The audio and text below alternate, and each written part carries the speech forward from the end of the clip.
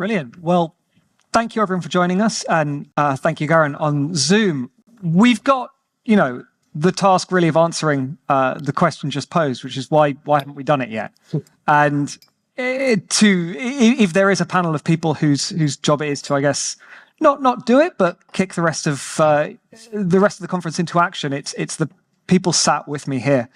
I told them initially that I would ask about what excites them in this space, but I guess excitement might not be the emotion that we're looking for here. So what exercises you? What aspects of post-quantum cryptography get you concerned, get you amped up to go to work? What is it that you're devoting your days to? Charlie, you seem... Yeah, I'm happy to kick things off. I think excitement's probably the right word. And I'm coming from watching this develop from a horizon scanning topic over the last 3 years, and really going on that journey of transferring research into action. And what I mean by that is we used to talk about this in terms of cryptographic obsolescence, which sounds like a bit of a plot line to a 90s action film. And we found it very difficult, actually, to get traction on this. But increasingly, what we're seeing is transferring this idea into actual business language that's relevant to regulators, to firms in our field. We're no longer talking about it technically, we're talking about it in terms of risk, right? So consumer data is at risk, firm data is at risk, payment systems are at risk. And we're really starting to see a step change now of moving from that awareness raising over the last couple of years to some of the early action across the ecosystem. And hopefully in the coming months and years, some of that action materializing into some transition efforts. So very much riding the wave, if you like. Patricia? Yeah, more or less the same. We are moving forward from the investigation to the real world. And we have created the Quantum Technology Center of Excellence, leveraging on 3 different lines. Quantum communication and cybersecurity, we can put in there QKD and PQC. Then quantum computing and quantum sensing. But talking about the first, quantum computing and PQC, what we are doing now is assessing internally in our networks. We are a telecommunications company, so we are assessing all the different algorithms that we may change, and what we cannot do anything but leveraging on the industry. For example, the mobile industry is not on us, it's on 3GPP. All our partners or vendors, for the transport, for everything. So, and we are assessing to our B2B services that we are offering to our customers to see what do we have to do. But what I really think is that we need hybrid transition. I mean, we cannot put in the trash all the traditional computing because it's there and it will be. I believe that, but still studying and performing this assessment, that's all. And Ethan, what excites you in the space? First of all, what excites me is that my PhD in physics is good for something. So that's very exciting to be in these kind of events and see how quantum computing is moving forward. I personally decided after my PhD to move into cybersecurity. And that's also exciting because of the synergy between these 2 topics. And now as a consultant at Deloitte, I'm very excited that, it's not a good problem, but it is a problem, that's a fact. And bringing the knowledge from different domains, and that's what makes this topic so complex, that it is a combination of different topics that are all very complex, to help my clients to make sense out of all of this, to first understand what this is about, even before we start taking action. So all the education, the awareness that is really increasing in the past few years. If you go to these conferences, then it looks like that's what everyone is thinking about. That's not the case. There's still a lot of work to be done to make sure that everyone understands this. And we will get to there when this conference will not be needed anymore, when this is just, business as usual. Yeah. Garen, what's the view like from the other side of the Atlantic? First of all, thanks for having me, and time zone appropriate greetings to everyone. I can tell you what excites me about the topic of quantum. As a tactical cyber practitioner here at the State Department, somebody that sees nation state adversaries every day, what I love about the concept of quantum and where it is that it's opaque enough that I can use it to excite my weakest vulnerable components of my user base, which is my user. The conversation behind quantum is so exciting, and it's captured the imagination of everyone, including non-technical practitioners. It gives me a great excuse to push fundamentals to my user, right? Oh, you're scared of quantum. Okay, let's make sure your operational security is correct. Oh, you're worried about quantum resistant cryptography. Perfect. Let's make sure you have a strong asset inventory. So when these NIST regulations come out, we know exactly where to deploy them and how. This is a great, great topic to grab the imagination of the less technically sophisticated user and use it to push behaviors that are always inherent. I look at quantum the same way I look at any emerging technology, whether it was AI a couple of years ago. It's a great excuse to look back at your fundamentals, look back at your typical cyber hygiene, your asset inventory to make sure all of those things are ready. And any topic that you can have that excites the user base, excuse me, and our IT professionals to be involved in those discussions is something that is absolutely fantastic. From a tactical perspective, quantum is an exciting problem to tackle, right? From a cyber practitioner perspective, we look at how can we use the rise in this computing power to actually analyze our environment, maybe get closer to some of that predictive analysis that we've always looked for. But at the same time, how can we use it to understand it, to know how to defend against it? And that's really what we're pushing here at the State Department with our defensive cyber mission. Does it feel like there is a win-win here, that pushing quantum readiness is going to push other areas of security compliance into action as well? Or as you see it on the ground, are they slowly drifting apart?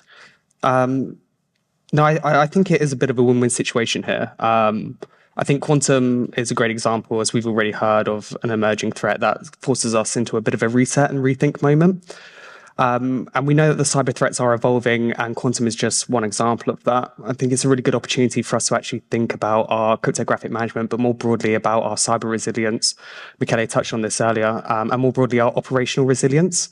And it's giving, if you like, that catalyst for us to really sit down, examine that, build back up from fundamentals. So I don't want to say never waste a good crisis in this, but there's definitely an opportunity here for us to rethink, re-strategize, and come back and be more resilient. I would say that it's prerequisite, because one of the biggest problems in what we call quantum cyber readiness is that we need to solve problems that we haven't touched upon in a long time, or we didn't manage to solve them. Data governance, asset inventories, that's things that you need to have when you start a project like this. And most organizations, or at least many, don't have it. So we will have to solve these problems. Crypto resiliency is a term that a lot of people use now. And that's correct. Quantum is just an add-on.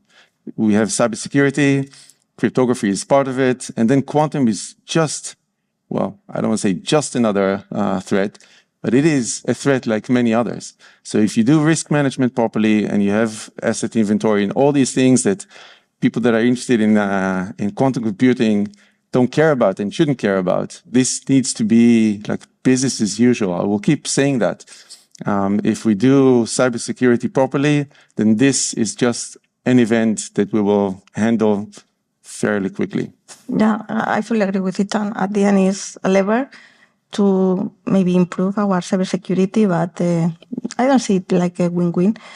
And at the end, I don't see it like a lever even for more incoming, for more customers or something like that, because you will go step by step, making your services more secure. But it's what you have to do. So it's like a lever to get that, but not just a win-win. And it really depends on where the hook is, right? Depending on who you're speaking to. There are different types of people. We've already heard that get excited about the quantum conversation. There are other CISOs or other people that care more about building broader operational and cyber resilience. And that speaks to Itan's point where, this is a component that you build into that. So it's different hooks and different messages for different audiences that are essentially trying to achieve the same goal. And it's important to prioritize. I was in an event a couple of months ago, and Michael Osborne, the CTO of IBM Quantum Safe, he was on stage and he said, there's not enough money in the world to migrate to PQC, everything at once. So prioritization is going to be important because eventually what drives business is, money and costs, and we need to do it in a very specific way. Otherwise, it's organizations are not going to have the budgets to do this right. Yeah, but it's what you said, perform the risk assessment, and then think about on which is the critical assets that you have to modify or include the PQC, because it's not everywhere. The discussion we had to prepare the panel is you then encrypt what you are not encrypting in this moment, and you correct me saying maybe you have to encrypt things that you don't have encrypted. So that's the risk assessment for. So at the end is your inventory, as you said, and the risk assessment, and then you decide, and it will be a step by step.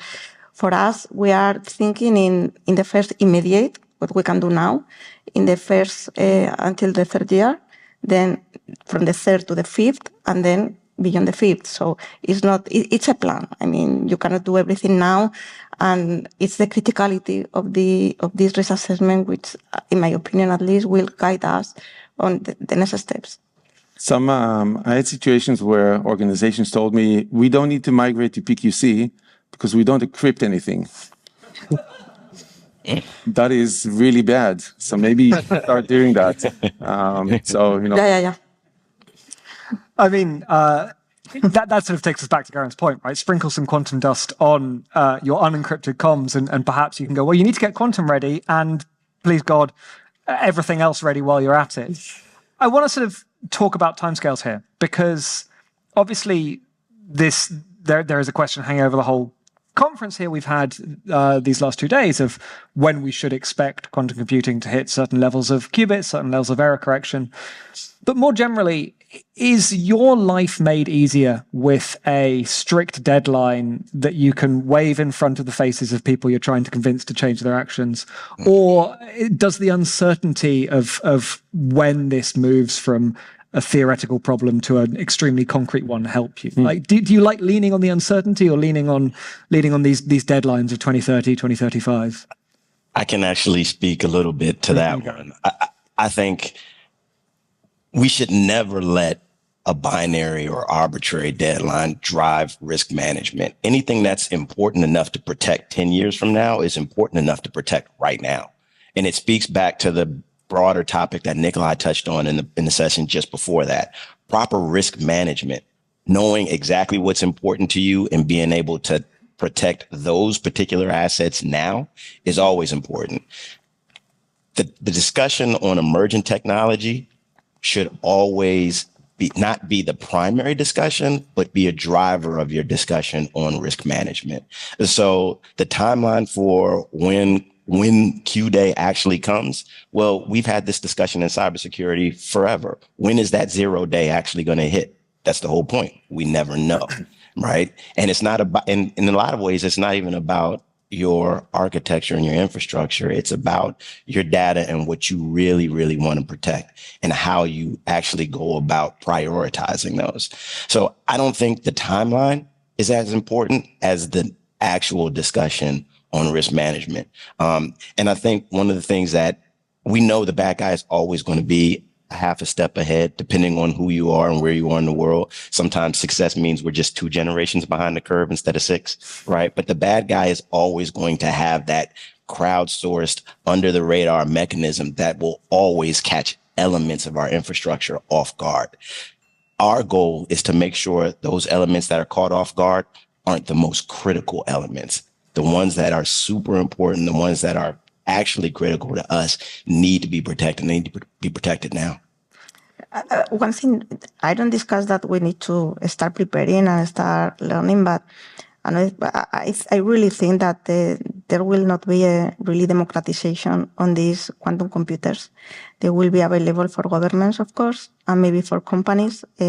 We now have to decide with the POCs and the testing that we are doing if there is a quantum advantage, just measuring the cost benefit. So at the end, they will be there, but they will not be there for everybody, even for the hackers or maybe hackers organizations, something like that. So thinking that we need to prepare, performing this risk assessment, preparing us and start migrating our critical infrastructure and things like that, I don't think that there will be a democratization really soon, for sure. I think we are at a tipping point. I've been in this field for quite some time, and I see how opinions change. And I really think that the whole, quantum dust that we're sprinkling over this topic is going to get less important. And I'm waiting for the moment where it becomes irrelevant. So there are even some opinions, people who say the whole quantum part is not relevant here. We need to do this migration anyway. And some people are a bit too optimistic about this, that we can really forget about quantum. I don't think that's true. I think that if Peter Shor stands here on stage and says, sorry guys, I made a mistake, it doesn't work, then most people will just forget about this topic. But at a certain point, the transition, it will start happening. People will just realize that it needs to happen and start taking action, and then it's going to be less important. And I'm really waiting for that moment because that's when things really start happening. Listen, I think the timelines are incredibly important, if for no other reason than catalyzing action. I think the work that's come out of NIST really started this conversation, and we saw a real step change as a result of the standards coming out, and then obviously the memorandum for federal agencies to migrate by 2035. And then in the UK, the NCSC have done some brilliant work recently to actually give us those hard timelines. I think there is a broader point here, which is we are talking about a new threat vector, and we're talking about needing to develop or build that strategic muscle in terms of adapting to an ever-evolving landscape. That goes beyond that. But by having those timelines in place, you at least have a line in the sand for organizations to start having that conversation internally, all the way up to the board level to think about, okay, well, how do we change our strategic approach to match this evolving threat landscape? So I agree. I think there'll be a time, hopefully, that we don't have to care about the timelines, but I think they have been improved to be an important catalyst in this broader movement. I'd like to pick up on something that Patricia said, because one thing that stands out for me when we're talking about specifically the quantum aspect of cryptography versus some of the other security conversations I've been in is I don't hear the words threat model or hostile actor mentioned that much. We're not really thinking about the adversaries we're defending against. Is that because this is such an all-encompassing technological change that we don't really need to worry about who's on the other side of it because eventually it's going to be everywhere? Or actually is this because I'm on the outside and everyone else agrees they know who the hostile actors are, they know what the threat model is, and they don't need to talk about it with each other? So in a threat model, someone gets in somewhere, does some lateral movement, there's a whole process. Here you break the foundation. So what's going to be the threat model? How are the people going to act? They're going to get a public key, break it, and have the private key, and then everything is broken. So there is, of course, I'm maybe exaggerating a little bit, but this is, it's very fundamental. So quantum threat landscape, it's very fundamental. It's really, okay, so what does that mean? When these keys are broken, what do these keys protect? And that's where the focus needs to be, in my opinion. Yeah, I agree. So from a nation state perspective, right? This is a slightly different and more interesting problem. Here at the U.S. Department of State, we have embassies in 270 embassies, consulates, 270 countries all over the world, and we know nation state actors sit at our boundary, collect encrypted information to decrypt later, and it becomes a slightly different risk proposition for us. What is the value of that data if it is decrypted 10 years later? How much about our deliberative process, how much about our internal discussion can a nation state actor learn 10 years after the fact that can help them predictively model what we're going to do today?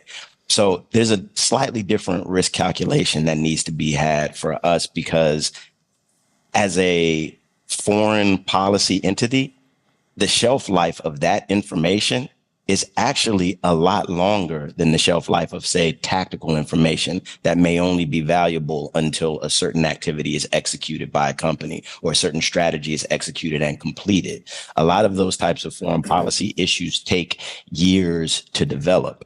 And the question then becomes, is that information still valuable? And what would we have to change from a foreign policy perspective if Q-Day actually hits and all of that data that's been scooped up by our nation state adversaries for the last 10 to 15 years is all of a sudden not protected?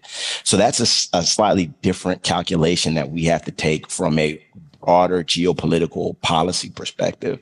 The immediate real-time tactical question, which is the one that we seem focused on, is a little bit different, and that centers around current OPSEC, your defense in-depth methodology. Have you developed it and had it ready for that Q-Day? But I think combining those two questions makes it a little bit more complicated from a nation state perspective and a geopolitical and foreign policy perspective. On that harvest now, decrypt later problem, is that, that's obviously a strong motivator for acting sooner. Is there anything else that we can do with that fear? Is there anything we can usefully say beyond move quickly, the problem's here already? So I think Michaela mentioned this on stage. It was something that was, I think, maybe a little bit overhyped for governments. Absolutely. State secrets. There are a lot of use cases where this is extremely important. For many organizations, it's not. So telling a company that, I don't know, doesn't have secrets and cryptography is important, but their cryptography management is not very mature, to say, people are harvesting everything and they're going to have all your secrets, that doesn't mean anything to them. So we need to, that is more or less, that is the threat landscape. It's not how people break stuff. It's what does it mean to you? So I personally, when I talk to clients, most of my clients don't and shouldn't care about harvest now, decrypt later. Governments, absolutely, defense industry, many others, but you need to put things into perspective. Yeah, and I would also add harvest now, decrypt later is probably a nice entry point. I think everyone can quite easily grasp the idea that your data is encrypted, can be taken and be unencrypted. But I think the problem or the challenges that we face are actually broader than that. When we think about digital signatures, when we think about how do we establish authenticity online, what that might mean for broader systems. If we, in financial services, think about payments, we think about online banking, right? So yes, there are other things for us to say. I think harvest now, decrypt later is one of those angles, but as we get more noise and we engage with this topic more, it's time for us to start opening up those broader conversations about the risks and challenges that we face. I'm going to turn to some audience questions. Reminder, you can add them on slido.com with the hashtag CQ25. But I just want to ask, I don't know if this is the right level of technical question for our panel, but I'm going to ask it anyway. How do we address the challenges of building post-quantum cryptography on legacy protocols with limitations on payload size? So the example here is UDP.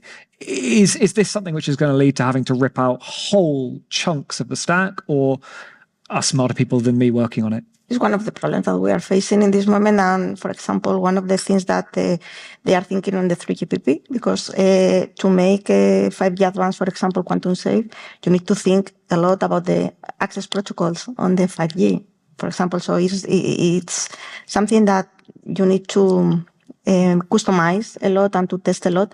And it's the whole ecosystem, because at the end, I'm just putting the example of the 5G, but I think it's quite understandable, because you have this mobile, then the access, then the core. So everything needs to work together. And if you think about 5G capabilities, this low latency, real time, so you need to be careful. And that's why the industry is thinking on not going ahead with that. And that's the reason. So this is something that needs to be tested, and that's why it's nothing that you have you can do now and you can implement because you can lose all the capabilities that you have, for example, on your SD1 or any services that you are providing. So for us, we are testing and performing a lot of POCs, and in some occasions, we are seeing that it's not the right way.